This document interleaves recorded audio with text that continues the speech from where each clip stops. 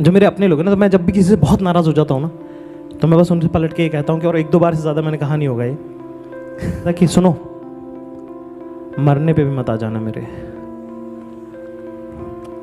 तो हाँ, तो ये नज़्म कहा है कि मेरा सब बुरा भी कहना पर अच्छा भी सब बताना, मेरा सब बुरा भी कहना पर अच्छा भी सब बताना, मैं जब जाऊं इस दुनिया से तो मेरी दास्तां सुनाना। ये भी बताना कि कैसे समंदर जीतने से पहले मैं हजारों बार छोटी छोटी नदियों से हारा था। ये भी बताना कि समंदर जीतने से पहले मैं न जाने कितनी छोटी छोटी नदियों से हजारों बार हारा था। वो घर वो ज़मीन दिखाना, कोई मगरूर जो कहे तो शुरुआत मेरी बताना, पर उनसे मेरी गलतियां भी मत छुपाना। कोई पूछे तो बता देना कि किस दर्जे का नाकारा था, कह देना कि झूठा था मैं, बताना कैसे ज़रूरत पर काम ना आ सका, वादे किए पर निभा ना सका, इंतकाम सारे पूरे किए पर इश्क अधूरे रहने दिए। बता देना सबको कि मैं मतलब ही बड़ा था, हर बड़े मकाम पे तन्हा ही खड़ा था। मेरा सब बुरा भी कहना, अच्छा भी सब बताना, मैं जब जाऊं इस दुनिया से तो मेरी दास्तां सुनाना।